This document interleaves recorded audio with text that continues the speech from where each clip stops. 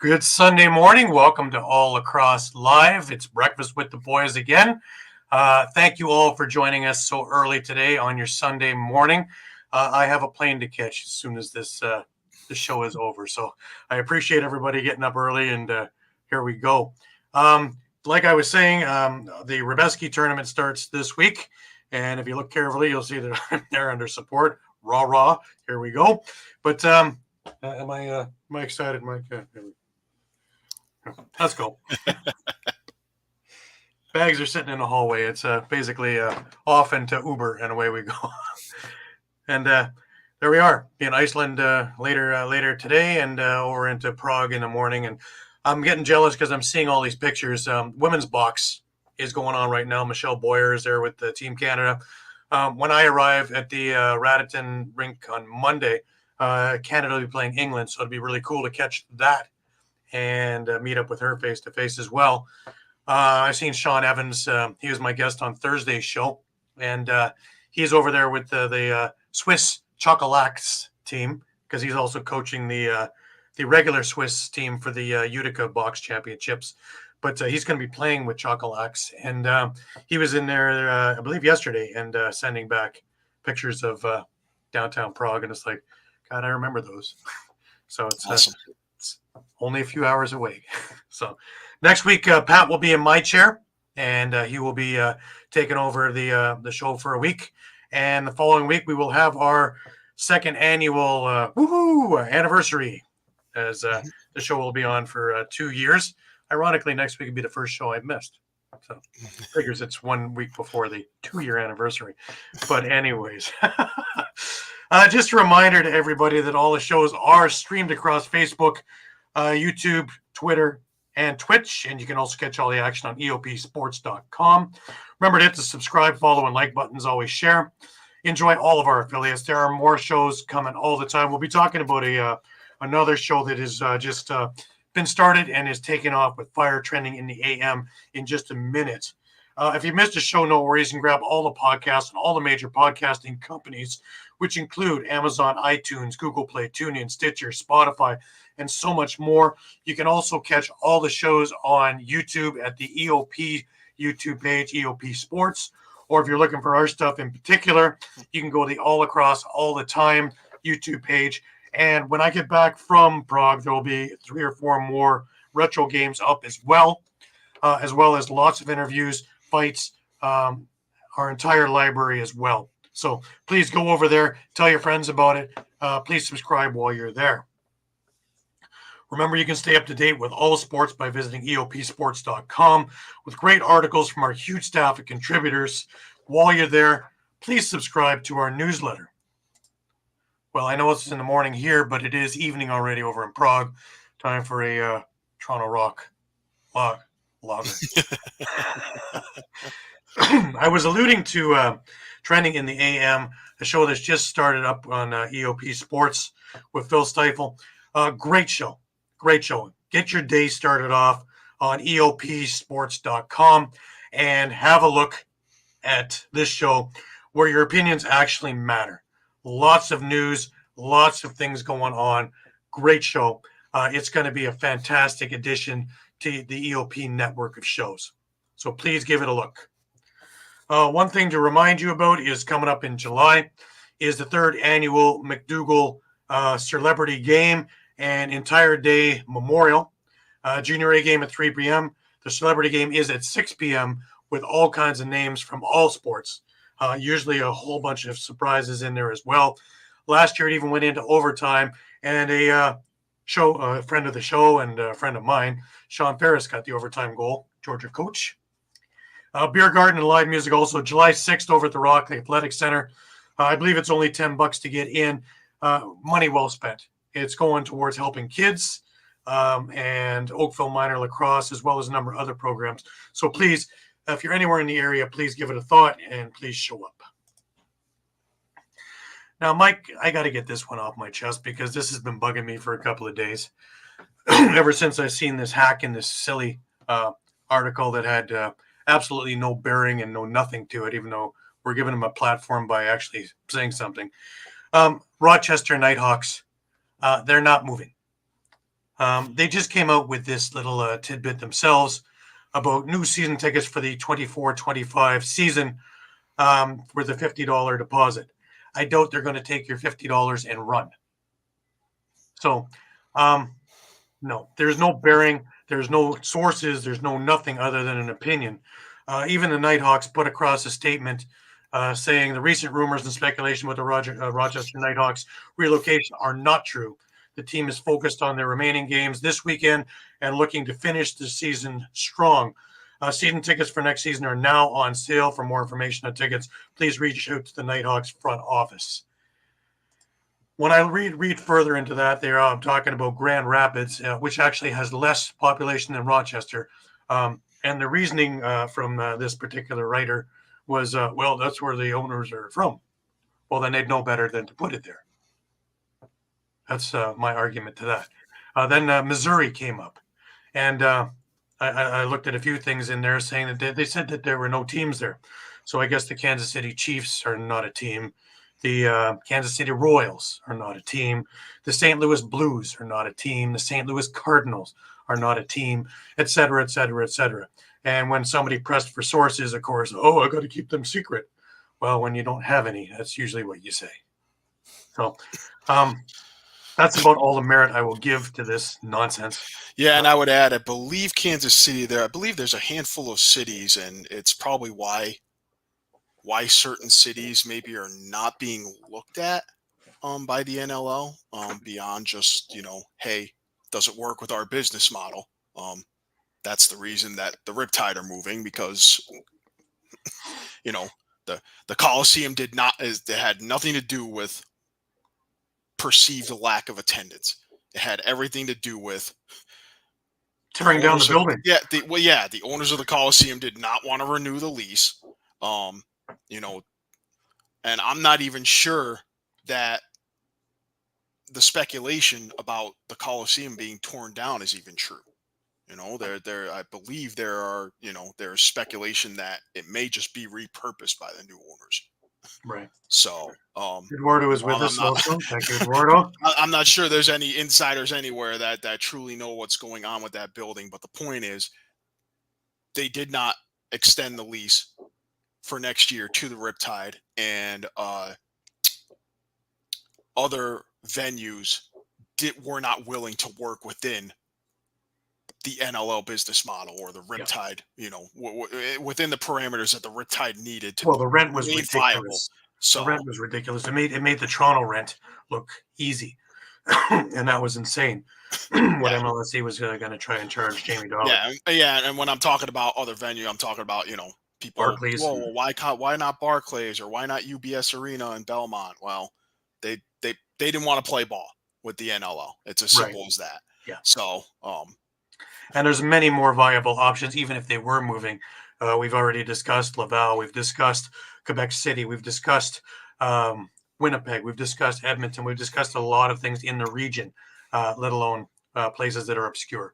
So, I wouldn't give that any more merit than it has been given already. True. And as far as I'm concerned, it has now been put to bed until somebody gives me some concrete evidence. Other than that, it just plain doesn't exist to me. And I'll see you in Rochester for the playoffs if they win today.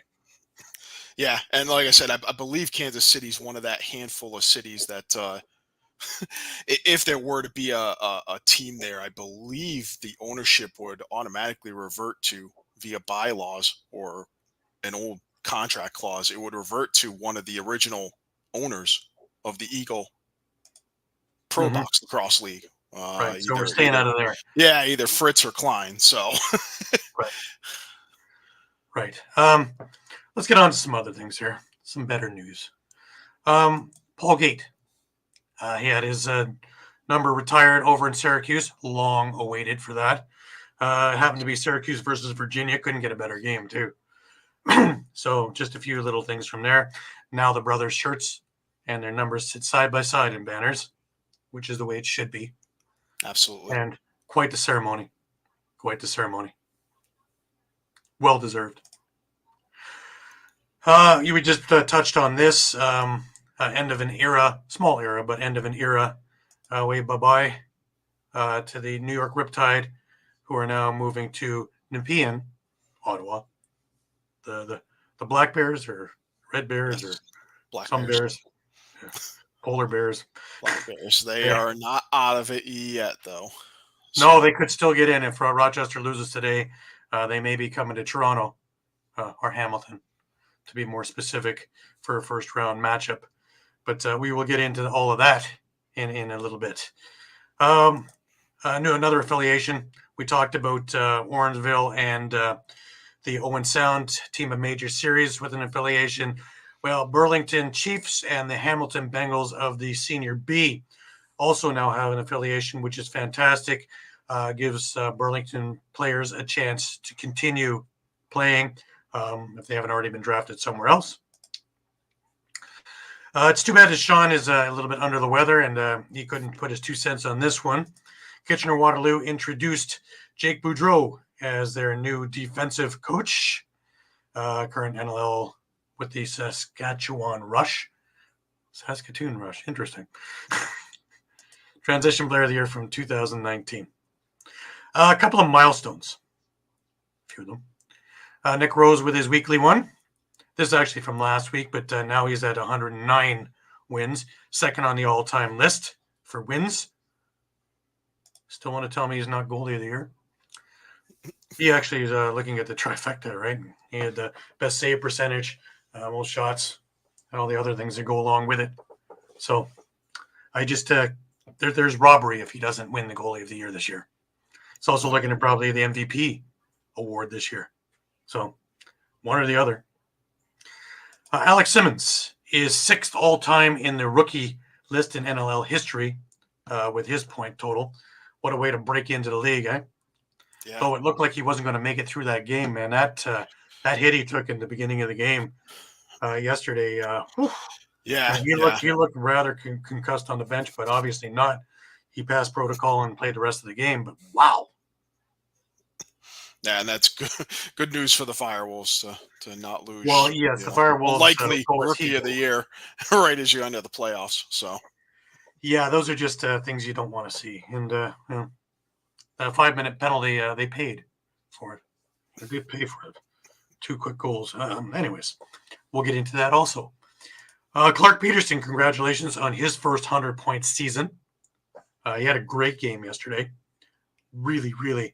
I don't know how many behind the back passes he had to Randy Stotts, but at least 3 of them made it in the net. They were pretty amazing. TD Erlin with his 800th career face-off win. Just an absolute juggernaut there.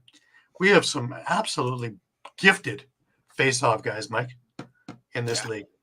You know, we talk about Baptiste all the time, but since his coming into the league, you know, between Nardella, Erlin, and the list goes on and on. We could talk about Max Adler for Joe Post. You know, these are just up-and-comers that are just fantastic face-off guys. And I believe, I was going to say Withers, and I believe Tim Edwards is now the Colorado Mammoth all-time face-off wins leader. He passed Jamie Hanford like a week or 2 ago. Right. So that's quite an accomplishment. Absolutely. Absolutely. It's just very, very deep now. And they're not just Fogos. That's the beauty of it. These guys are actually playing defense, doing transition, scoring, being big helps to the team. It's not just taking up a position spot to get possession, which is huge. The difference between yesteryear and now. The athleticism is absolutely off the charts. Now, we both saw this Friday night, and Aiden Walsh was in the net, left the net. Aaron Bold went in the net, then Aaron Bold left the net, and Aiden Walsh went back in the net. Well, that was to give Aaron Bold his 267th career game, 9th all-time on the list. Not to speculate if he's retiring or not, but this puts him up there for sure in that list. So, classy move by Kurt Malowski, and great idea. Get that out of the way just in case. Adam Charlamavides, he got his 200th point in that game.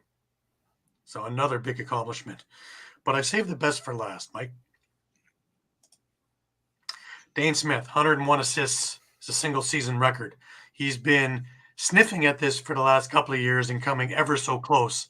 And well, he just went bat crazy last night in the second half. And he basically was attached to almost everything that Buffalo did. And 101 assists for the year. Pretty wild. Yep. Just before we move on, we have new ads, guys. So we got to show them with you guys. So our first one, of course, we're going to go with Sherry's Tickets. Great moments don't just happen, they happen with you in the crowd. Sherry'sTickets.com is easy to use and has no hidden fees. The price you see is the price you pay. Pay less, play more with Sherry'sTickets.com and get the tickets you want.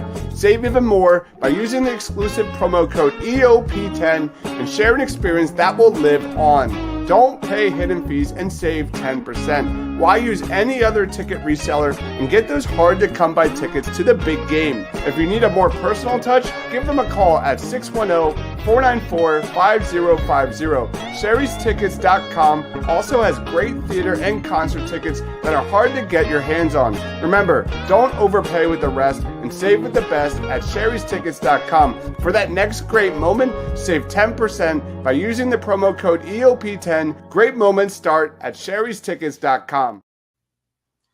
Sherry's Tickets, and you can go check them out just about anywhere.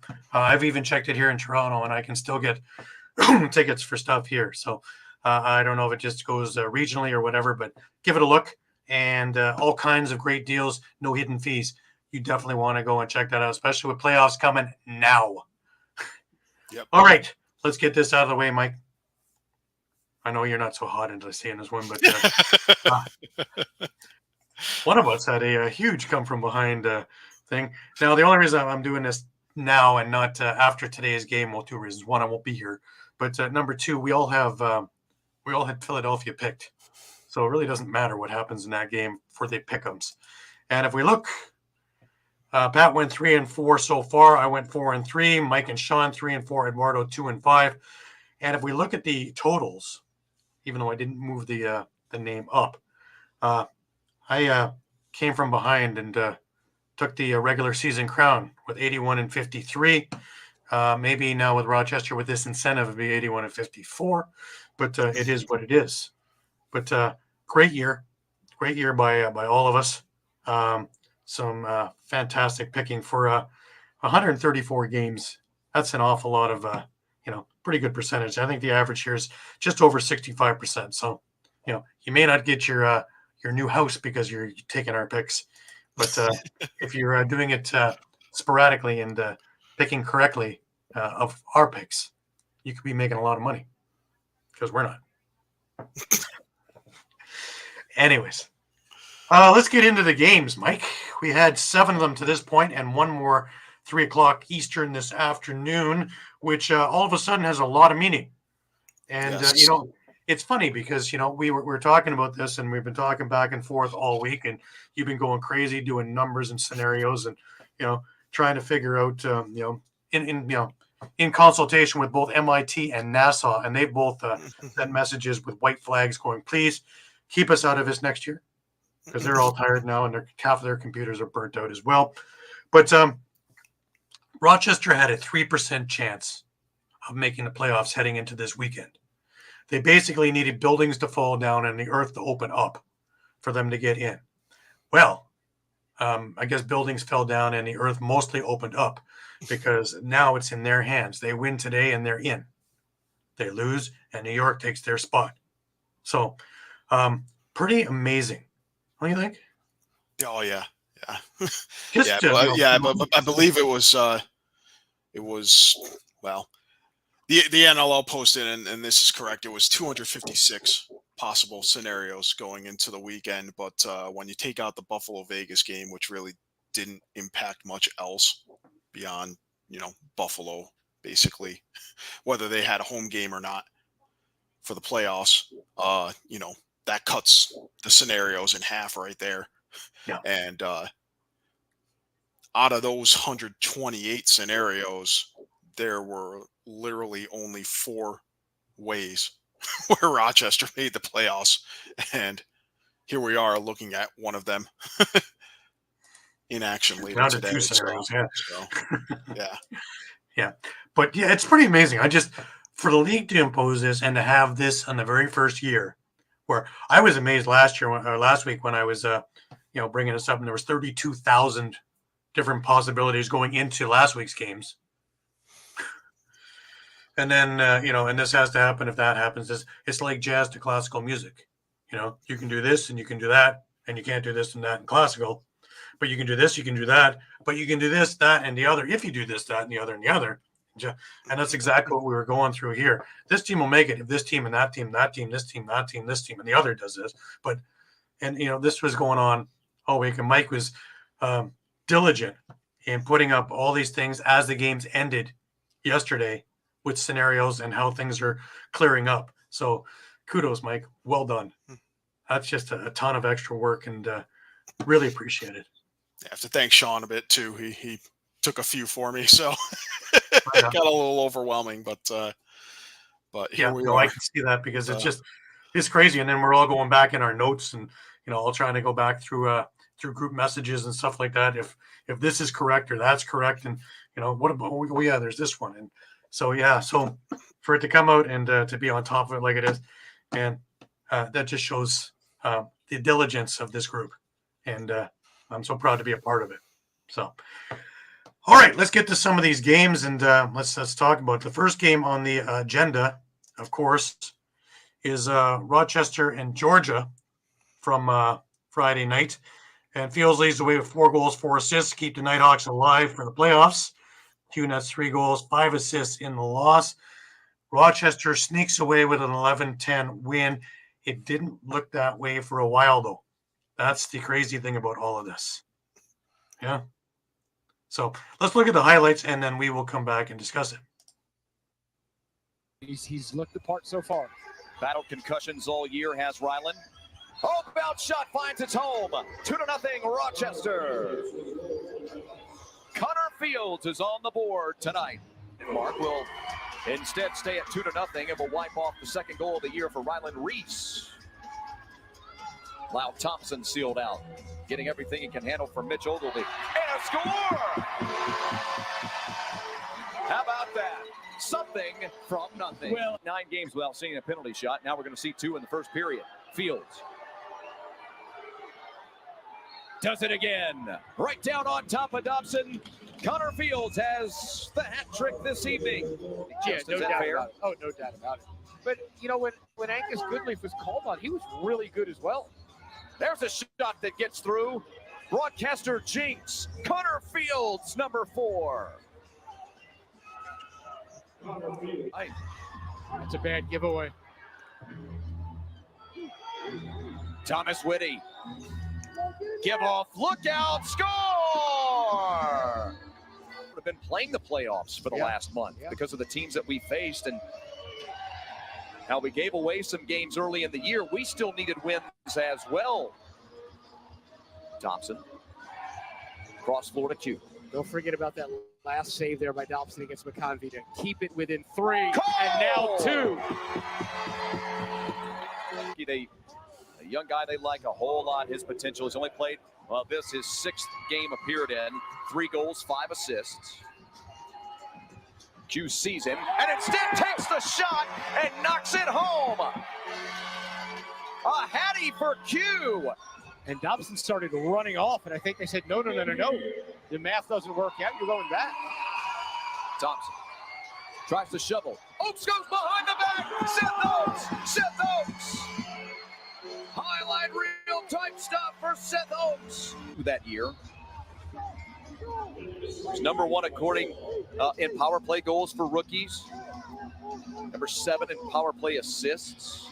All right on Dobson, who lost his balance, fell to his keister, and Rochester's taking the lead. These big emotions, we're not going to get those big emotions at Eddie, but I figured maybe the guys would be, really high, really low, whatever it may be, but they're not. I talked to Brian. I'll let you take it, Chris. Ryan Smith, Lauren, let me interrupt you just really quick. Ryan Smith has just scored. It's another tally for Smith. He's starting to come alive. Rochester leads 11-10. Well, a few things here. Number 1, Nighthawks took advantage in the first half of a really, really sloppy Georgia play. They do that against Buffalo next week in the playoffs, and they'll be watching the rest of the playoffs.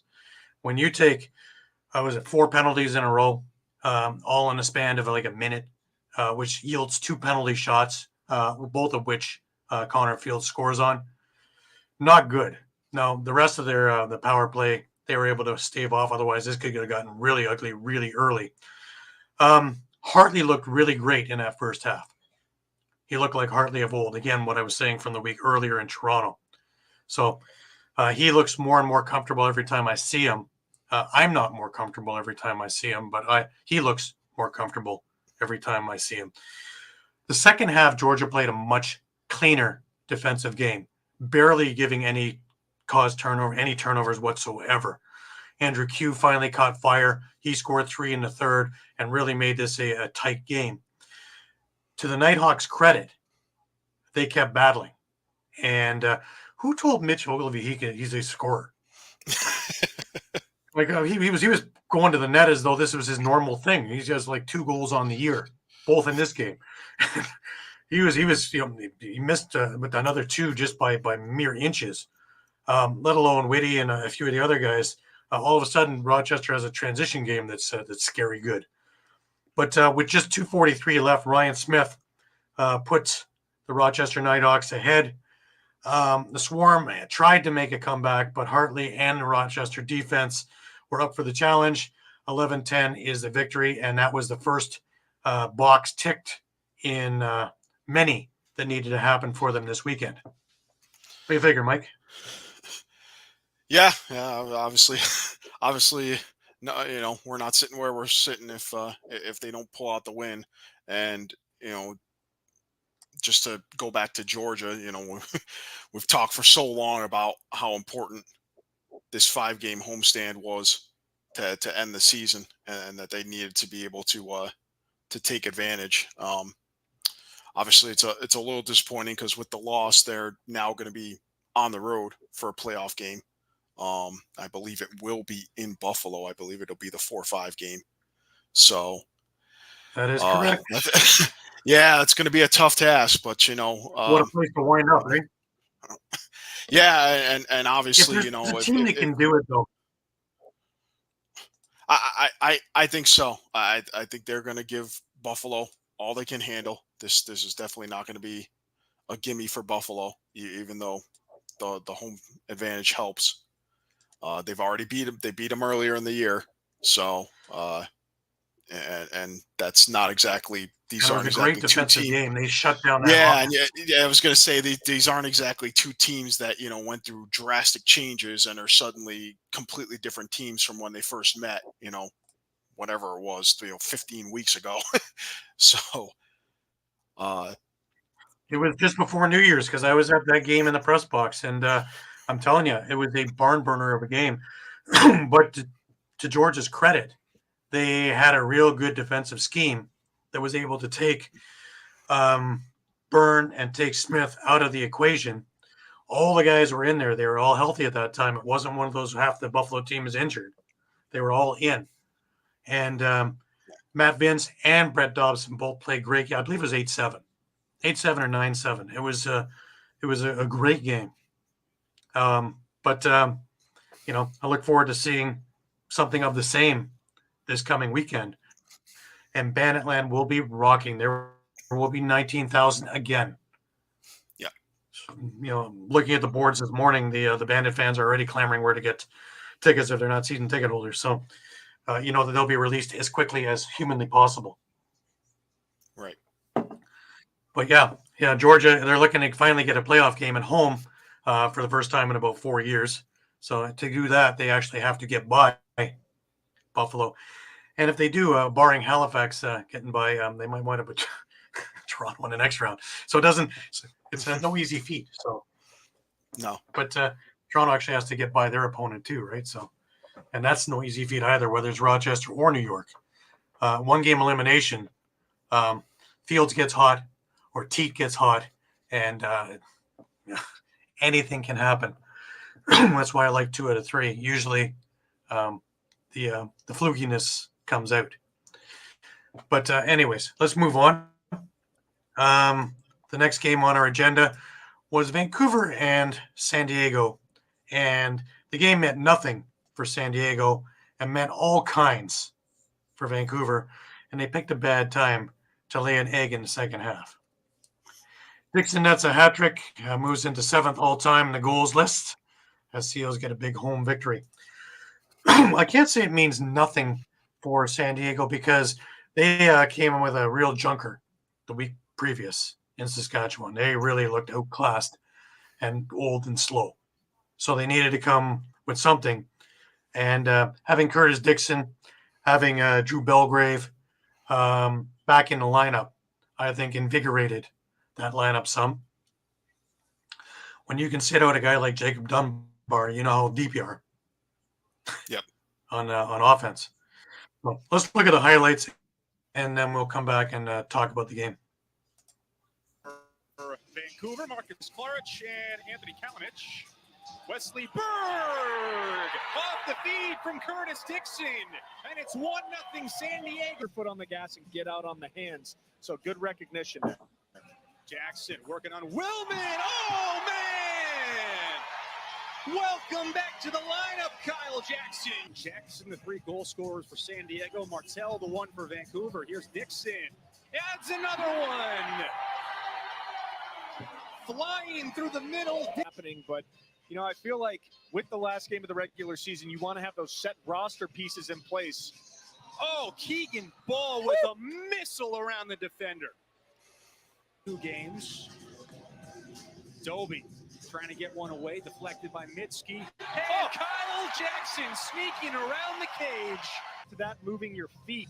But my goodness, they've knocked down so many passes and shots I've lost count. Martel with the first half hat trick as he stings the high corner. Down, gets back to his feet. Still 20 seconds in the shot clock. Now feeds Leclerc, diving and scoring. Empty net for the Seals. 6-on-5. Berg to Stotts. Dixon scores! With 1.9 seconds on the clock, Curtis Dixon passes Colin Doyle. Great all night long. No better example than Cameron Holding. Curtis Dixon, a game-high 5 points in the first half, and he gets it past Walsh. To prevent Curtis Dixon from getting a hat trick here tonight. San Diego cleans up after the faceoff, trailing down. Danny Logan scores again! From Leclerc for a moment, now off to Martel. Wheeling up top, Ball beats O'Riglieri, second for Keegan Ball, and another big goal for Vancouver as Ball in the net, but just stepped in the crease a little bit too soon.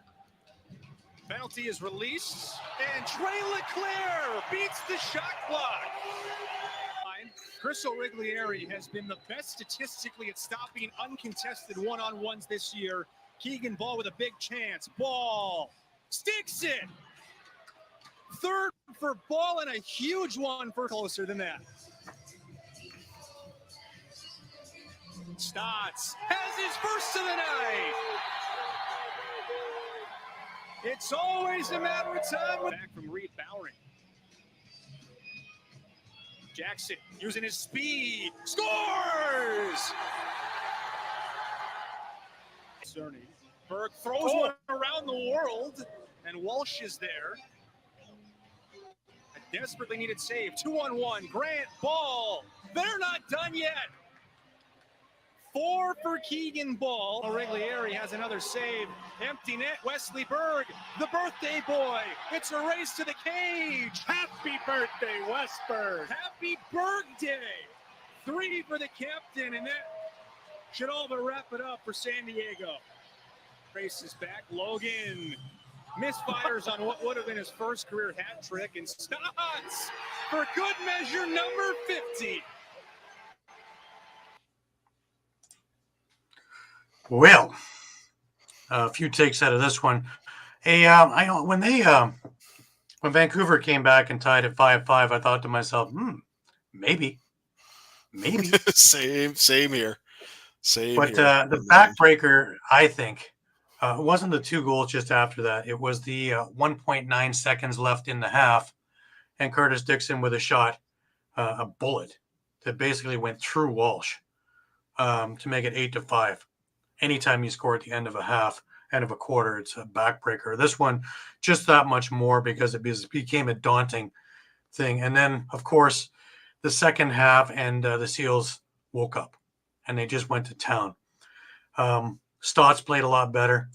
Something I noticed, though, was he was starting to get calls against him for embellishments, something that a lot of us have seen all through his career.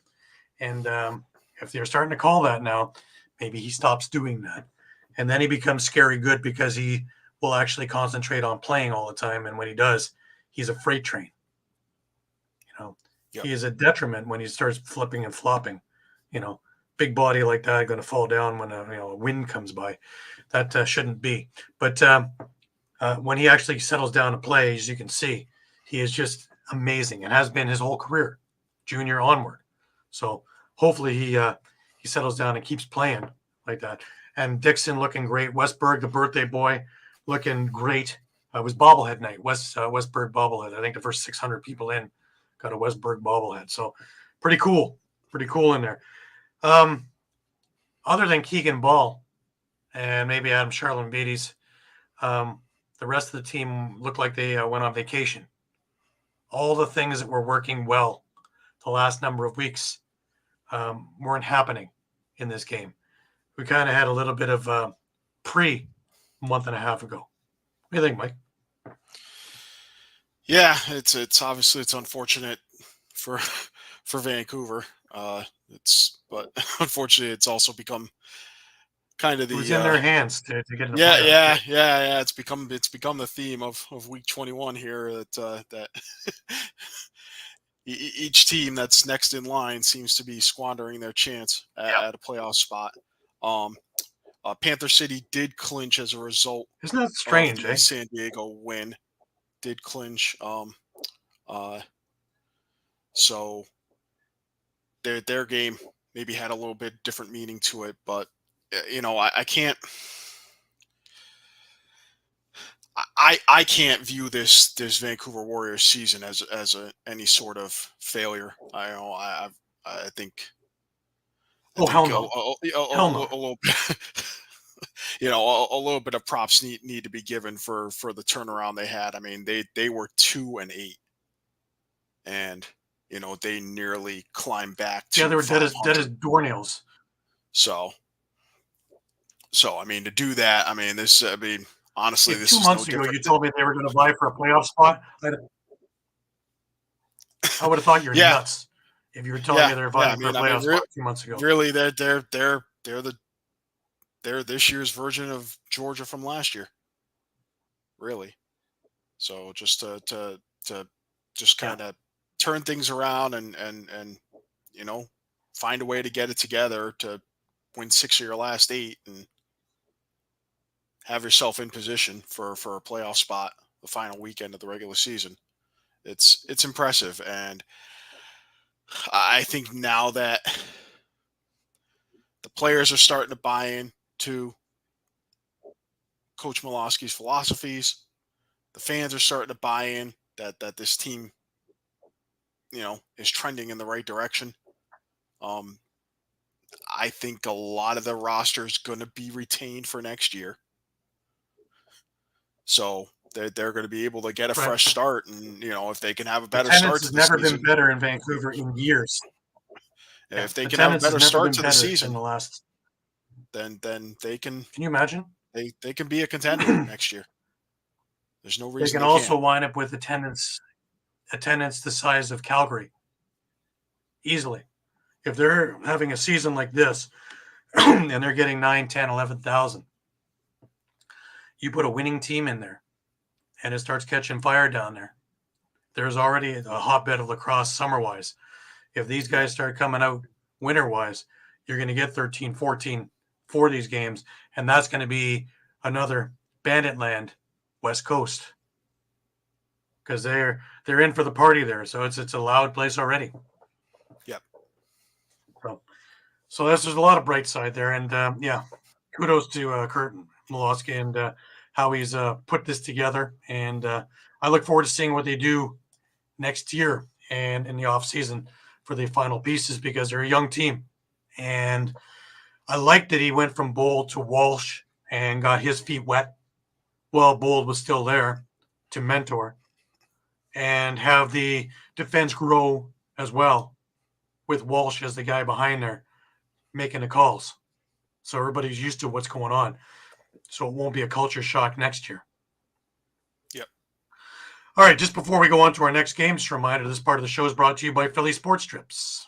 If you're a Philly sports fan and you want to travel with your favorite team, then travel with the best. If you want to travel with the pros, then go to phillysportstrips.com. Philly Sports Trips features premium travel and tailgating experiences for the best fans, ever, the Philadelphia sports fan. Philly Sports Trips has self-travel packages and full travel packages available with round-trip flights for Phillies, Eagles, Flyers, Sixers, and even the Union. They even offer day trips for more local games. Go to phillysportstrips.com, sign up immediately, and tell them EOP sent you. Do not forget, Philly Sports Trips has all the away trips for the Eagles' upcoming 2024 season, including the Brazil trip week 1. Jump on it now before you lose out on all these great opportunities. Go to phillysportstrips.com and don't miss the next great Philly sports moment.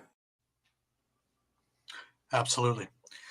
All right, our next game was, well, it didn't seem to mean much on paper, Colorado and Halifax, but don't tell these guys that. Man, they do not like each other one little bit. Randy Stotts led the way with a hattie to thrill capacity crowd at the Nest. McLaughlin, that's 3 goals in the loss. Over 10,000 there. Tell me that it's not a hotbed there. That place is incredible. And I look forward to it being one of my stops next year. I'm looking at Georgia being one of the stops as well. So just trying to plan out my time. I haven't even left for Prague yet. Already I'm planning other trips and how to get there. So I may have to get the thumb out and start hitchhiking though. You know, gas prices are through the roof over here. So fuel prices will be for planes too. But let's give a look at this Colorado-Halifax game, and then we will come back and discuss some of it. The Halifax Thunderbirds come in off a loss to Vancouver. Would have liked to win out the streak. Tarasenko answers back with a bang! And the Thunderbirds tie it up just a couple of seconds later. Jamieson steps out. Has a pair in behind Carlson. Jamieson shoots, scores! Called his own number. And the captain buries to tie it. Can do that in their reviews, but not here. So Halifax power play, 6th in the NLL, and waste no time, Thede scores!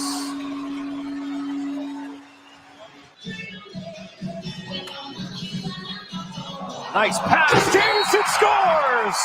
What a behind-the-back look as the veterans come together. Jamieson buries it.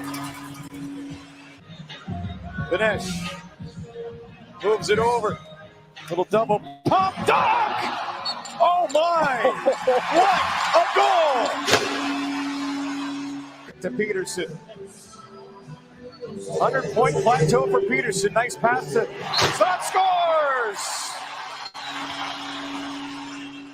Stott's turn to Barry off a nice setup.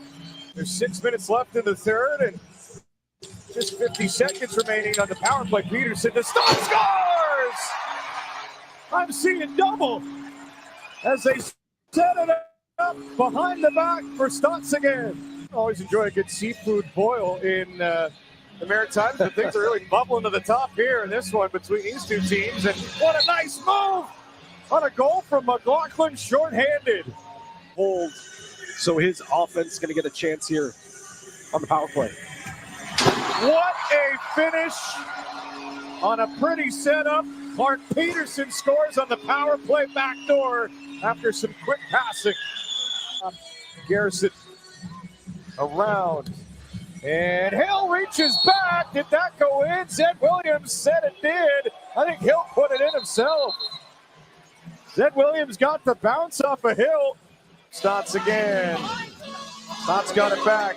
Jamieson directing traffic. Peterson to Stotts. She scores! That duo working magic. And Stotts has a power play goal. You know, on that goal that was disallowed for a second there when Warren Hill kicked it into his net, and the ref is behind. What is he watching? The thing hit mesh. It was in front of him, and it never mind. Anyways, the way this game started, with like 3 goals in like under a minute. So, oh boy, better put a seatbelt on for this one.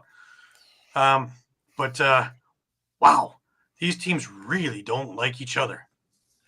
That was I think things got chippy pretty quick. Even with let's see if I can just find it here quickly. But the Jeffrey Brock fight was a little tilt. It didn't look good for a couple of the Halifax guys. Tyson Bell, Brock, all went to the dressing room at one point or another. They all came back, but it looked like a lot of guys were feeling it this weekend, especially in games that don't mean anything. How do you explain that to your fan base if you lose a player for the playoffs? I'll get into this again when Toronto, Saskatchewan, but it's an interesting event. But Tyler Carlson in net, I kind of cringed when I heard that. He impressed me. I've watched him when he played for Brampton. I've watched him when he's been a journeyman in the league, and he impressed me more in this game than he did in some of those other games. What do you think, Mike? Yeah, I mean, I kind of questioned at the start, if you're in last place, you're eliminated.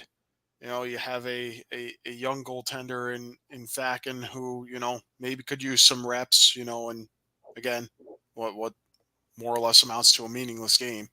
Why not give him a few reps? Why not do like you did last week where you play him for a half? I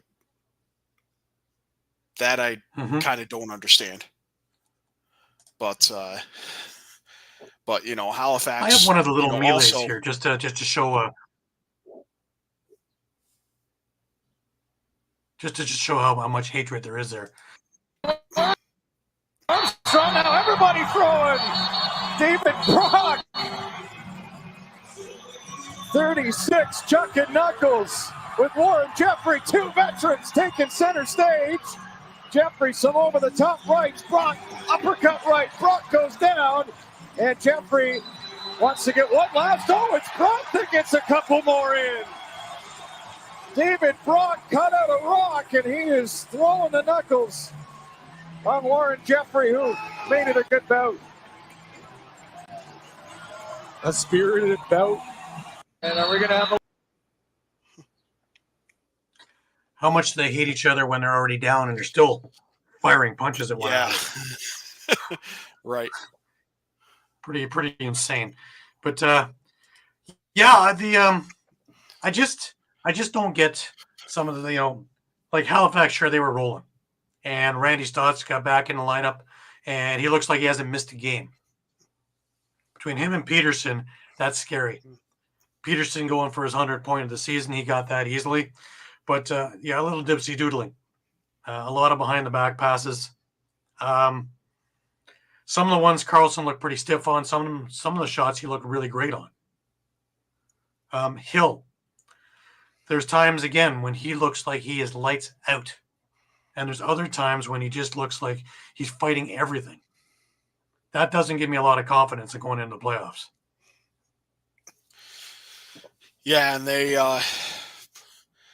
They're what, the 6th seed right now? So, yep. Albany. Yeah, so that's not going to be an easy trip. They've already did they play twice this year? I think they played just once. Just once. Okay. Yeah, and Albany did win that. They've kind of had Halifax's number, so. But, I guess that was in the heyday of Albany, and I was in the little vacation. Yeah, that was in the vacation that Halifax had mid-season, and the heyday that Albany was on to start the year. So it was just coming to the tail end where things switched. Yeah. Yeah, so I think that'll make for an interesting first-round matchup. Yeah, man. For sure. I mean, hey, Halifax, I mean, they're not getting Toronto finally in the first round. So I'm sure they're pleased to not have to see the Rock the first round, having been Well, knocked you out know the that last couple for them to years. call this season,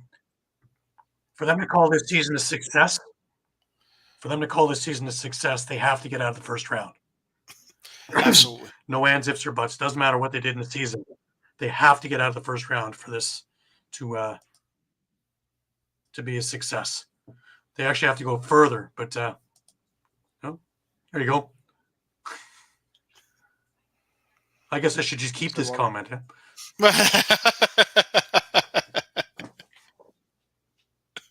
Just keep it up the rest of the way.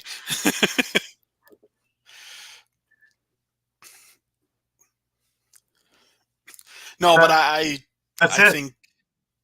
I mean, I don't know that that's it. I mean, Colorado, I think obviously there's tons of questions. You know, it's the rumors are going to start again. It's time to get someone else in there besides Pat Coyle, which again, we've already done this coaching carousel with Philly, with Rochester. We could very well be doing it if Halifax doesn't win their first round playoff game with Halifax. So the pool is on the thin side. There are a few good names out there, but you really need to take a hard look and evaluate each team's situation to see whether it's really worth taking that risk to see if the grass is greener on the other side with a new coaching staff. Right. I apologize for my internet. Am I lagging a little behind here, Mike? You were a little bit before. You seem all right now. Oh, okay. Well, gotta love it. Thank you, Rogers. When they have a monopoly, this is what happens. I can call somebody, but they won't care. Anyways, let's move on before my internet craps out again. Albany, New York. This was one that Albany needed because 5-game losing streak, you don't want to limp into the playoffs. This is one that New York needed. Mind you, they can still get in, but they had their destiny in their hands, and, they coughed up a fur ball. Walker, big game for him with 4 goals, 6 assists. Simmons, 4 goals, 5 assists, and Kurtz, 3 goals, 7 assists. Shine to clinch home playoff game. Teach scores 4 to set career high with 58 goals. Again, I never like it when it's a 1-game series and Teat is on the other side. He gets hot, and you watch the rest of the playoffs from home. It just scares me a little bit. Mind you, then again, the other alternative is Fields gets hot, and you watch the playoffs from home, right? Hartley gets hot in net, and you watch the playoffs from home. It just, which is the lesser of two evils? I don't know. Anyways, let's look at the highlights and or the lowlights in some cases, and we'll come back to the game. Albany is on the power play. Walker with the feed. They're looking inside for Simmons, and he scores. It is a power play goal for the guy that was hurt a moment ago outside of the floor. They're running it's what we call a sneak play, where you just try to set something up out of the. And they scored as a result with Longboat, the former Riptide player. Jeff Teat hasn't scored so far. Not the assist. It is Kiernan on the power play and scores. Back-to-back for Kiernan. Weekend, we know Albany will be there. Will the Riptide be there as well? We'll see. Another broken stick situation as Jay Thornburg plays defense, and that's tough. He goes against Simmons without a stick, but now the Riptide will get another opportunity to try to kill a penalty here. Albany on the man up here. They are up by 4 over the Riptide. Started out up 5-0, and the low shot in for Kurtz. That's a power play goal. Out a way to continue beating Doug James. Chikowski is anchoring along with Kostiuk from the outside. Power play goal. Who else? It's Jeff Teat. So Will Johnson kind of just giving Dunkerley a bit of a rest, made a couple saves, gave up 1 goal, and now they put Dunkerley back in. And Ethan Walker says of this Albany defense is they get their sticks up in lanes and they're big and they're fast and they're athletic. Walker blazing around Edwards. Walker wheels around. Hat trick for Ethan Walker. Wagner, Jakowski, others on Teets. It was the rookie Young for a moment who's been in the box. Teets around 1, goes low and scores! Moving quicker, they just look like they're playing about 1.5 speed as they were in the first half. Winning their 1v1 battles for sure. Here's O'Connor, Mitch. Inside for Tate. He delivers again. It's a new single season mark. Here is Tate, and I know Albany will not. Nearly snared by Nardella, slithering through. It is O'Connor downstairs. That was beautiful. Meanwhile, it's Simmons. Quarter goes for Albany with 5 to shoot. Kurtz makes something out of nothing from the outside, to the detriment of New York's improvement defensively. Seal's been quiet scoring tonight, hasn't cashed in. Scoring, gets it right on cue, Mitch. From sundown, and scores! Okay, Taggart Clark against his father who coaches Albany.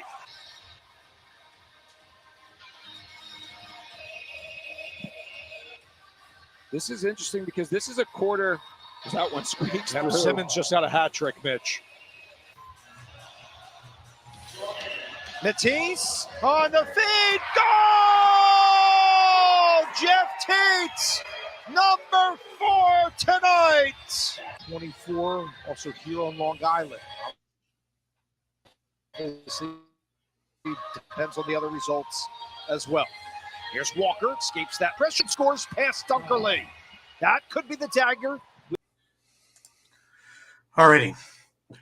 When it was 11-4, I got to admit I was ready to flip that thing off and turn on the Rock game. And then when I looked and seen it was 11-8, I had to put it on another screen. I looked like Central Control last night. I had to, at one point, I had 4 TV screens going. It was hard to keep concentration on any one game in particular. You know, it almost got easier when all the games were over and I was just watching the Buffalo game. Yeah. I mean, Riptide certainly did their best to make a comeback, but fall just short. It brings me back to what I brought up last week, though, Mike. Dunkerley, is he the answer for the future, no matter where they play?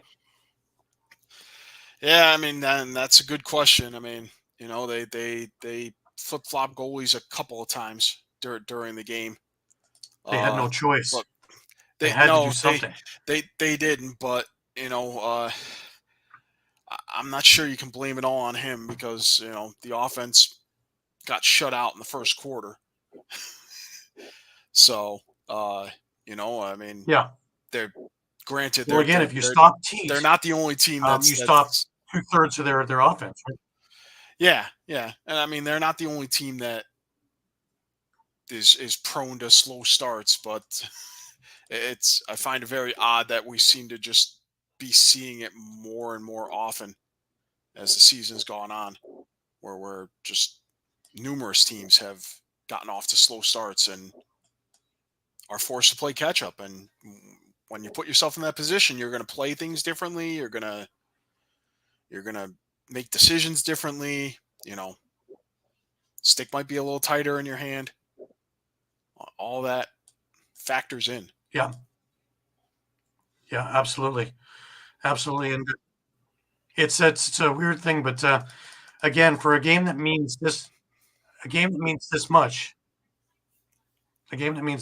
it's a little bit disheartening. Yeah, to come out flat like that. So, but you know, for New York, it's been a problem that's plagued them a bit this year. Coming out slow, but you know Albany's had the same issue. I think their second quarter is their lowest scoring quarter for them. You know the other thing I guess I'd add is Albany power play decided to show up. The Albany power play decided to show up finally. Where's that been all year? So you know they were 3 for 3, Isn't I that think, the in truth? the first half. So, but, hey, that's when you think about that, it's going to make Halifax's job that much harder because you're talking about the most penalized team in the league absolutely needs to play the most disciplined game of their season in order to get by Albany if Albany suddenly is sprung to life on the power play like they did in this game. Can you imagine? Whole season they can't get it to work, and just in time for the playoffs, boom. It's just, yep. Poetic justice, isn't it? All right, before we move further into the Toronto-Saskatchewan game, just a reminder that this part of the show is brought to you by Dolan's. When you're staying local and you want to watch a great game or just hang out with some great people, go to Dolan's Bar at 24 East Sellers Ave in Ridley Park, right off I-95 south of the Philadelphia airport. For over 65 years, Dolan's has thrived because of one reason: the amazing people of Philadelphia. Great music, great times, memorabilia, giveaways, great drinks, and great food. You never know when a former Philly sports icon walks through that door. You go to Dolan's at 24 East Sellers Ave, Ridley Park in the 19078. Tell PJ that EOP sent you. Go to dolansbar.com or follow them on Twitter, Facebook, Instagram, or TikTok. Absolutely. Dolan's is your place to be for all games. Go get a drink there. Go see PJ. Great place. Looking forward to getting back there in July when I'm up there for the Fan Cup down there. Whatever. Excellent. Hey, All right. I'll add one more thing that Toronto's going to need to watch out for. If Rochester doesn't win this game, they're also going to need to be disciplined because New York's number 1 in the league on the power play. So, anytime you throw Jeff Teat out there again, but you got Kernan, you got O'Connor, you got a bunch of guys. So but that'll come into even more into play with what you said about one game elimination. Yep. So leave it all on the floor, and boy. So, anyways, in a game that didn't mean anything to Toronto. Toronto comes out with a 12-11 victory. Schreibers and Matthews each net hat-tricks. Lead Toronto to a road win. Rush is eliminated from the postseason. Public enemy number 1 now is Mark Matthews, gone from the most beloved, to the most hated because of his comments in the press that he wanted to end Saskatchewan's season. So he took to the role of villain very well near the end of the game when he scored the game winner. And, just to the crowd, did the old Hogan thing, pointing out at them, and he played it up. But this was a rough game, and I really don't know, especially if somebody went down, because they were gunning for Schreiber. No two ways about it. They were gunning for Schreiber. He was down, hurt a couple of times, limping back to the bench, and I thought, okay, now they'll take him out of the damn game. Nope, he's back out for another shift, running around circles. Then he gets hurt again, and he comes back out and back in again, running around in circles again. So I'm curious how much ice he's got on his knees today. Finally, Hostrauser couldn't take it anymore and went, bat nut crazy over at the Rochester bench, basically calling out anybody and everybody, reminding Messenger of the fight they had a couple of years back in which Messenger needed to go get some stitches. Did it have to come to this? Well, Rush is going to play for everything, right? And I have a feeling that part of the game plan was play as rough as you can, so they back off a little bit because they don't want to. But something that the Toronto Rock defense showed me in this game that they hadn't shown me in seasons past was resilience. And you want stifling defense. Well, I don't think, with the exception of Triolo, I don't think any of their guys got a decent look in the second half. And Triolo, only because he's 17'9", and made most of these guys look like they were children, was able to do stuff with his stick higher up. But let's look at the highlights of this thing, and then we'll examine a little bit more. Ball dirt to the middle, flip inside. Keenan's there, and he scores! Pound your chest, Saskatchewan. Ryan Keenan ties it at 1. Number 3 of the 2018 NLL Finals against Rochester. Here's Mike Triolo, drive our side, scores! Mike Triolo gets inside, and we're level at 2. Challen Rogers, 6 on the shot clock. Swim move on McClellan's behind the net. Dunk attempt. Chiliano doesn't know where it is. It's in the net. Schreiber, dunk attempt. Got Chiliano guessing, and it's 4-3. Toronto Tried to cut towards the goal. Here's down. Little flip. Littner inside, and he scores. Dan Littner returns to Saskatchewan and delivers a goal. Matthews, Schreiber, little spin back. Now a swim move around Jay. Twister on goal, and he scores. There's the hat trick for Tom Schreiber. Partial break. Rush have numbers. Church off the bench, scores. Robert Church paints the top. Here goes Jake Boudreau in transition. Jake Boudreau trying to get to the middle, and he scores. Number 9 for 43. Jake Boudreau has tied it. Is it right back to him? Matthews one-on-one with Messenger. Flip pack. Dowick scores. Posted in, and Toronto is up 10-9. Far side this time. Rose just got it. Triolo behind the net. Dunk attempt, scores! Roll the highlight reel. Matthews with it. Little swim move around Bobby Kidd the third, and he scores. Mark Matthews puts one top shelf in the Rock League, 12-11. And that's how it ended, 12-11. Anybody who says the boss's son is just there because he's the boss's son is nuts.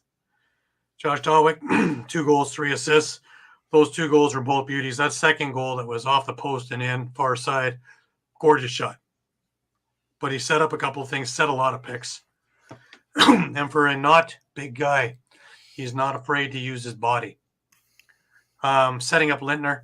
Again, Lintner, not a big body, but is one of the few guys on that team that goes inside and continually creates havoc in front.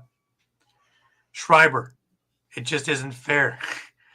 The field style, being able to shoot from either side and just turning Chiliano inside out.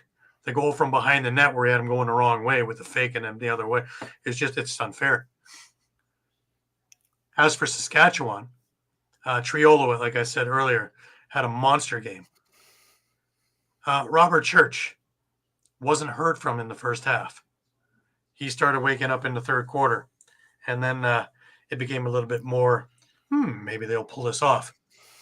But, for a team that wasn't playing for anything, Toronto sure looked like they were playing for something. I think so. I think they wanted to send a message to the whole league that they mean business this year. So, well, Rose is also looking for that goalie of the year. I think he just put an exclamation point on that one. He had a great, and again to bounce back from the, we'll call it an excruciating disappointment of last year in the playoffs. They're laser focused and they want to erase those memories. So, and it could very well be that they have to go through the champs in the semifinals again. So, yeah, it sure looks like it, unless something happens in the first round. At least they don't play Buffalo in the first round. No. I almost, there's something in me a couple of weeks ago. I was thinking somehow this is going to align. They just can't. But we're saying that in that last week in the Rock game is in order to shake this, they have to beat Buffalo. They have to. Otherwise, there's always that, well, you didn't face them. So, they got to get the monkey off their back. Yep.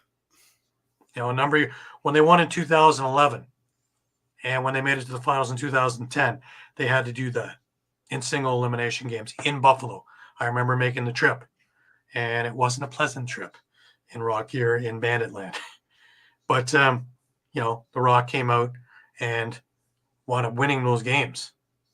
and went on to further things, including a championship. This has got to be on the character building aspect, because they do that, and I guarantee you they play the next round even looser. Yep.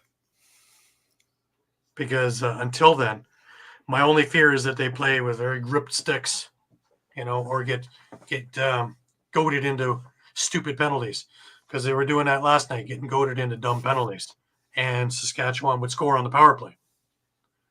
They have a good penalty kill, but not, by any means 100%. So if you're going to get goaded into stupid penalties, especially in the playoffs, in one game eliminations or even 2 out of 3, it's not going to be a pleasant thing. Yep. It'll be a concern no matter who they're playing, but even more so if it's New York. Yeah. In Saskatchewan's defense, they didn't have the greatest of years. It was an inconsistent year, but they did put together a really good game against the number 1 team. They put together a fantastic game last week against the number 2 team. And this predominantly younger lineup that's going to stay together, mostly, there's an awful lot of upside to it. Absolutely. So.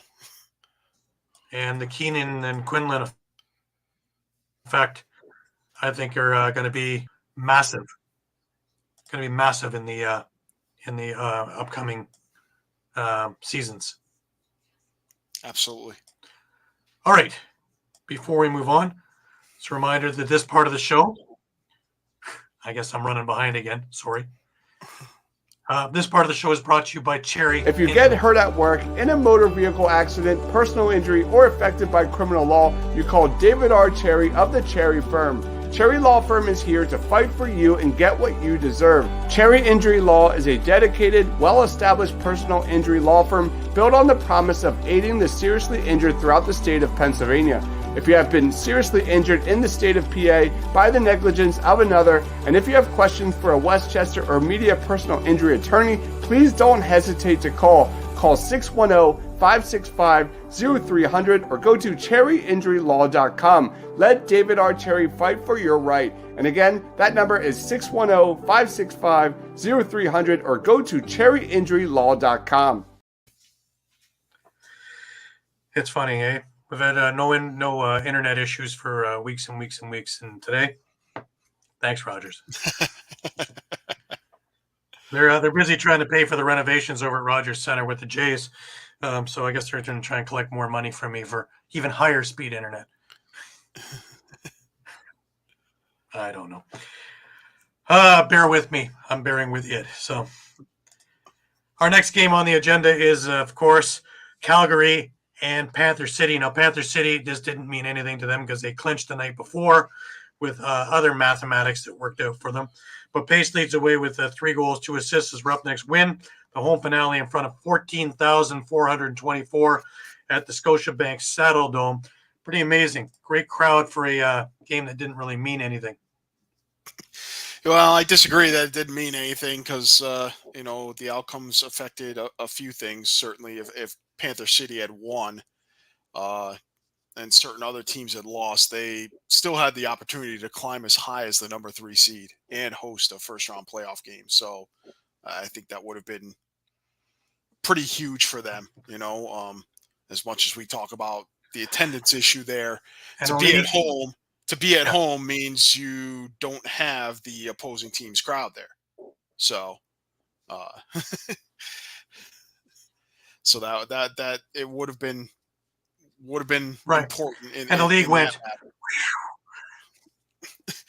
I'm maybe they did. The league went. They did. Yeah. I'm not going to say they did or they didn't, but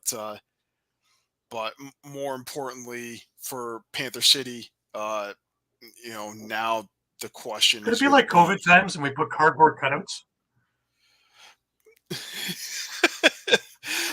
maybe we could. Just for Panther City, they got all the league, of all the different jerseys up there. The Panther City needs to hope that one of those cardboard cutouts isn't Jonathan Donville. He left the game about halfway through. Yeah. with a lower body injury, and I don't know that we have an update on his status. So, but the loss obviously drops them down to the 7th seed, where they're going to have to go into San Diego now and try to pull off a miracle against a team that was 8-1 at home this year. Well, they played them twice, and they played them tough both times. They did. So hopefully put an actual quiver into them. So if there's a team that can do it, again, without Donville, that's a huge loss. If Donville's in the lineup, they might. And Crawford healthy and Caputo, yeah, it's a possibility if the mood is on game. It comes down to that again. And if I'm not 100% sure which Demuth shows up. True. And the other implication this game had really for Calgary is that win pretty much flip-flopped who was going to get in if Rochester loses today. So had Panther City won that game, we'd be talking either Rochester or Vancouver gets in. Mm-hmm. So this game was actually kind of the nail in Vancouver's coffin, unfortunately. Right. All right, let's look at the highlights and see what went on, because it looked good for Panther City for a while, and then point season, his first of his career. Pace gets a pick from Josh Courier. Pace stings it far side with some heat, and Calgary to face shots, wants to play lacrosse. His numbers in his career so far speaks for himself. Malcolm on Cornwall. Bounce shot, and he scores. What a shot from Will Malcolm. Their manager, the junior Delta Islanders. Courier floats the top. Step back, shoot, scores, pulled it short side. Ties the game at 2. And up ahead. There's Hutchison. Shot scores, picked the top corner. Dylan Hutchison. One hand, that was Dixon, he couldn't handle it. That's where they want Hayden Dixon, though. He's their bull down low. On the run, scores! Is that Elijah Gadgel? Brandon Good with 91 on hand, and then a heavy hit on Bennett Smith, knocked on the ground. And then Gauthier left all alone, and he scores. Calgary going to be very upset. There was no coach of the Calgary Roughnecks. He talked about Bennett Smith being a big part of the future of this team. Callum Crawford on the power play. 5-on-3, almost automatic. So Knox will have it. Move it up to Malcolm. Slow getting back on the floors. Calgary, Malcolm scores short side. Power play goal. The idea of hot sticks. They haven't won 3 in a row all season long, Teddy. 2 in a row coming into this night. Outside the restraining line. Postseason. Calgary going to work here 5-on-5. Dixon, big hand as he found that loose ball. Pace, King, scores! Good ball movement. Good loose ball recovery. And the Roughnecks. A career high 65 assists coming into this game. I think he's at 67 now, but Calgary has tied this game. Cook with a head of steam on Medeiros. Bulldog, step back, can't get his hands free. Shot, scores! Calgary leads! Or is it, it's 15 degrees 2 days later, typical Calgary. So Panther City finds themselves down for the first time in a long time. Here's Jason Knox. Scores, and they quickly tie it back up. Step back shot, put it wide. Will Malcolm battles for that loose ball. He gets it up top. Heavy shot in the goal. Watched there by Elijah Gash. Near side Pace. King to Pace. Dive, score! What a look! On cue, Tyler Pace was a tumultuous scene that didn't quite go their way. Backdoor look. Pace scores! Rebound, but the Panthers see can get a call timeout. He might be able to hold for one last shot. Here's King, backhand flip, Cook scores! That'll ice it!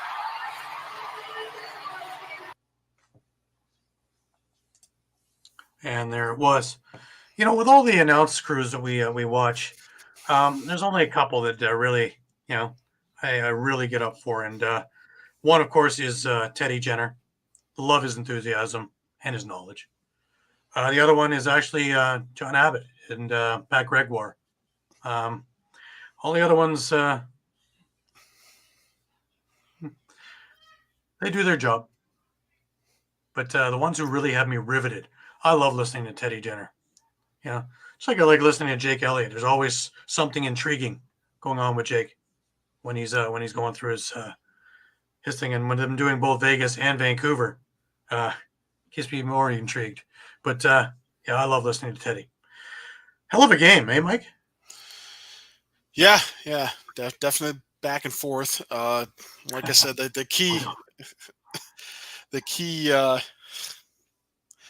key here, I think, was things almost kind of took a downward turn when Donville got injured for Panther City, and suddenly they went from being up 7-3 to trailing, and the offense just couldn't find another gear.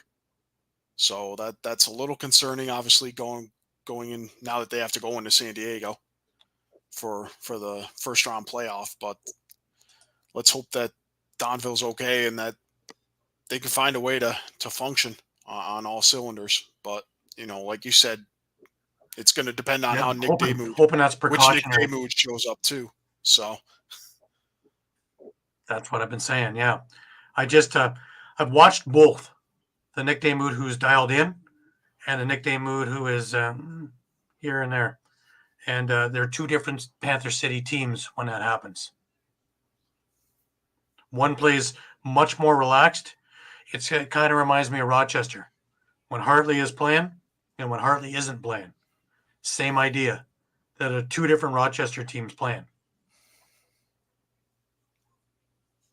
So, yeah, and then on the other side, Calgary again already eliminated, but a chance to play spoiler, and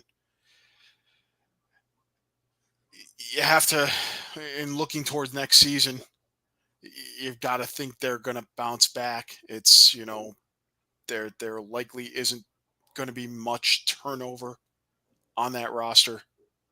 So you're going to get a group of guys who are going to kind of get into year 2 under Josh Sanderson and Troy Cordingley. And I think that can only trend upward. I also don't think they're going to start that poorly.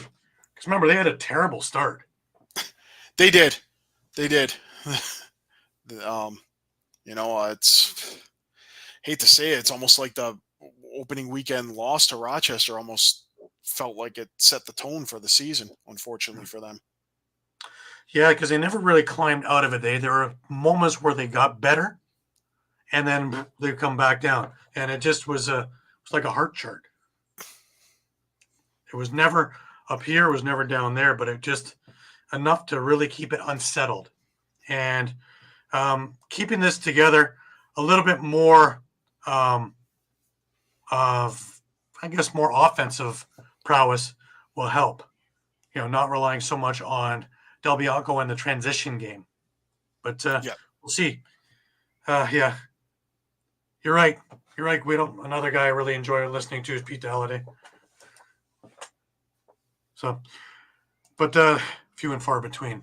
There's some guys oh boy, it'll be a long evening. But one game left to go, Mike. And that is Buffalo and Vegas. A lot to play for here for Buffalo all of a sudden. And Byrne, Smith, huge games. 3 goals, 6 assists for Byrne. 2 goals, 10 assists for Smith to put him over that 100 point or 100 assist mark for the year. They breezed to a W. It's interesting to say that at the end of the game. Because if you were telling me that at the half when it was 5-3 for Buffalo, when Vegas was leading for most of the first half, I don't think anybody was saying anybody was breezing anywhere. Right. But let's look at the highlights and see exactly where Buffalo's, Air Buffalo, Air Transat, whatever, the Bandit Land airplane took off. Against an opponent to be determined. Josh Byrne flying underneath. He comes open and he scores. 51 for Josh Byrne as he cracks things open 1-0. Fifths and Las Vegas, after a long trip to the defensive end, gets out of trouble. That's a good stop there for Vegas. Chance here for Kirst. And he buries it up high. They're on defense for Las Vegas. Spencer Mellon out there as well. Robinson over Kell's shoulder. For a big fella, twinkle toes and some soft hands. For much of the season, because his goal scoring was down over the first 12 or so games, really has reasserted himself. And oh my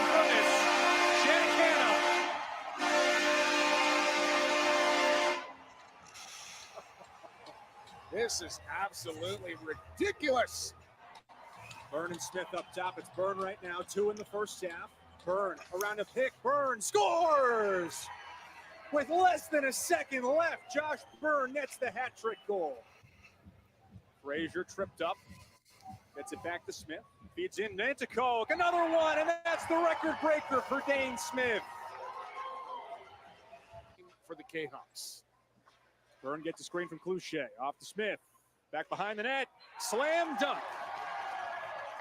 To Hogan Nanticoke.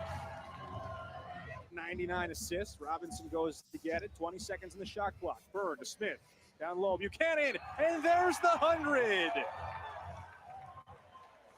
For the set of the shot clock. Hannah creeping in. Another one blocked. Hellier sneaks it past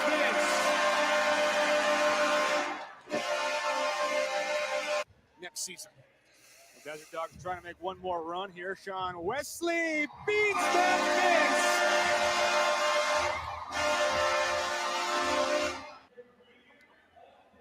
Final thought on Sean Wesley's 10th goal of the season. His family in attendance is Smith adds another one. Josh Byrne with the assist as another record is getting queasy. And there it was. Well, again, when I talk about a goal with less than a couple of seconds left in the half, is usually a nail in the coffin. And again, that was the beginning of Buffalo's takeoff into the second half. Bludgeoning of Vegas. Yeah, and I saw a stat last weekend during the Vegas Colorado game. I believe they just became the 4th team in NLL history to go through an entire season without scoring more than 12 goals in a game.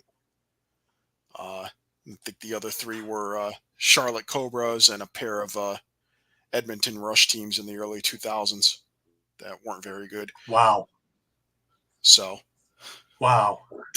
Yeah, they Those are did blasts not from the past, isn't it? Yeah, they did not reach 13 goals in a game this season, which, it's kind of been the magic number. It hasn't been talked as much about later in the season than it was earlier in the year, but I believe the league had done some deep dive metric stuff and shown that 13 was kind of almost the tipping point, that if you could score 13, your chances of winning a game were much, much higher than if you ended up below 13 goals for the game. Right. Well, why don't we put up the standings and have a gander here of what just took place. Toronto finishes 15-3.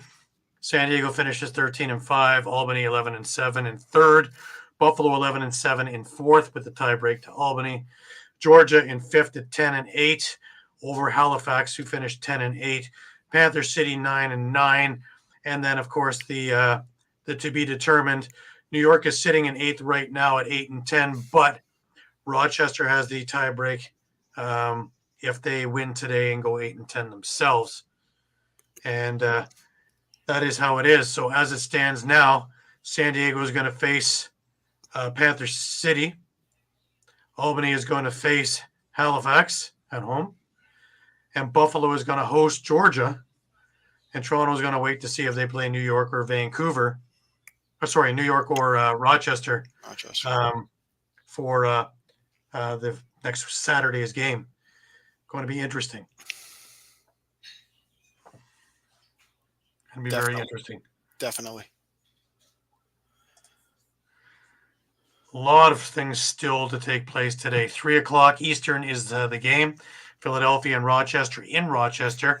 If you are anywhere near the Rochester area, it is Fan Appreciation Day, and you'll want to get in there anyways and see this live and in color. I guarantee you, if I wasn't headed to the airport, I would be in Rochester as we speak, because this is a game that you would want to catch. Yeah, and obviously, having played Friday night, the Nighthawks get a little bit more rest than if they were playing back-to-back days. But I think the key is going to be they're going to need to get a quick start again. Fields and Smith. Fields and Smith. They need to be hot. And as much as Philly isn't playing for much, it's a chance to play spoiler. We've already seen some teams play spoiler this weekend. Yeah, a lot of it. So nobody was going down without a fight. Yeah, and no, the whole theme this weekend, was Vancouver had a chance to clinch, they failed. New York had a chance to clinch, they failed. Saskatchewan had a chance to clinch, they failed. So Rochester had hardly any chance, and they're still here. Yep. So they're the only one who did the job that they needed to do to get to this point. Yep. And even that, it took 2 penalty shots, a meltdown by Georgia, and a big, strong finish by Ryan Smith and the Rochester Nighthawks for this to even happen. Otherwise, this would have been already over with. So they're here. They need to seize it, and it's in their hands. If they don't, it'll be New York playing Toronto. But I guess the only other thing to add would be if Rochester's unable to complete, it might be because of Zach Higgins, and if Higgins can make 45 saves, he will set a new single season record for saves. Which will be. Are you listening, Pat? Which will be quite impressive. But it also means that Philly defense lets a lot of shots go in. Yep. So, can you imagine though if it's Higgins that causes Rochester not in the playoffs? That will be something. So, you make sure next week when Pat's with you that. A little gift from me. We'll call that out. Call that out. It's amazing. Again, I am so proud to be with this bunch. These guys are fantastic. Stats guys, article guys, everything. All across all the time is number one for a reason. And I am very proud to be part of this organization and proud to be part of the Edge of Philly Sports Network, because this is growing to something that is absolutely unbelievable in how much and how many tentacles we have to cover just about everything. Yep. So stick with EOP Sports, stick with all across all the time, and we will get you through anything you need at any given point. And we are all very attainable and very reachable if you have any questions. Remember that we are on Facebook, we are on Twitter, we are on Instagram, we are on Thread, we are on YouTube, and we are at all times up to date and on point. We have our fingers always on the pulse of the situation.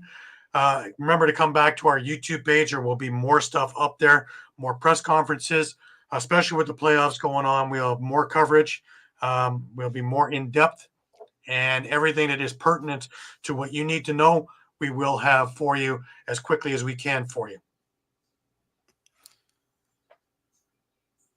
Any last words, Mike? Just looking forward to today's game. Looking forward to the first round playoff matchups next week. Obviously, we'll be on at our normal time next Sunday, 9 p.m. It'll be Shawn and myself with Pat kind of running the helm, and you yelling at us from 6-7 hours ahead. Yeah, it'll be about 3 a.m. when the show is on. over in Prague Monday morning, and you know damn well I'll be up to just try and get that in on my Pilsner in hand. Pilsner in hand. But, I'll probably be but sitting outside somewhere and probably have a crowd. Like, what is this? the last thing I'll add is, for the fans from Philly who are tuning in, obviously it was a disappointing season for the Wings. It's not over. There's a game today, but you do have the number 1 pick in the draft, and there will be more lacrosse in Philly with your newly minted Philadelphia Water Dogs coming in for the PLL season starting in May-ish. Absolutely, and I'm curious to see what Jamie Dawick is going to trade the number 2 pick for, because we don't ever use first round picks to pick anybody. We trade them for already found stars. I give you Mark Matthews for last year's first round pick. Pretty good first round pick, I would say. He panned out to be pretty good. Well, I will piggyback off that and note that the newly minted Philadelphia Water Dogs have a certain goalie by the name of Dylan Ward. Perhaps the number 1 pick comes into play in a trade with Colorado for one Dylan Ward. Yeah, could be. However, I know. There's some logistics to be sorted out, but I like your thinking, though, Mike. I like your thinking. Keep them on a cliffhanger. Again, next week we're back to a normal time at 9 p.m. Pat will be in my chair. Mike and Shawn will be doing the bulk load of the playoff coverage. And I will be back for the anniversary show the following week, again at 9 p.m. on Sunday night Eastern. Want to thank everybody for week in, week out being with us and for your patronage. We appreciate everything. It is our duty and our privilege to give you everything that we can. And we look forward to doing it week in, week out throughout the summer, through summer ball, through PLL, through the draft, and again through next season's NLL season, because it's just absolutely amazing everything that's going on. And this is just the ground floor. Things are going further and further up. We also have the World Box coming up in September. Lots of things to cover. I should be in Utica for a good chunk of that as well. So for Muffler Mike in Connecticut, I'm Gary Groob in Toronto. Wishing Shawn Slaght in Moose Jaw a speedy recovery. And until next week with these fellas, I can't wait to be watching you guys. Off to Prague I go. I got to get to an airport. So until then, take care. Keep your stick in your hands, and we will see you all again soon.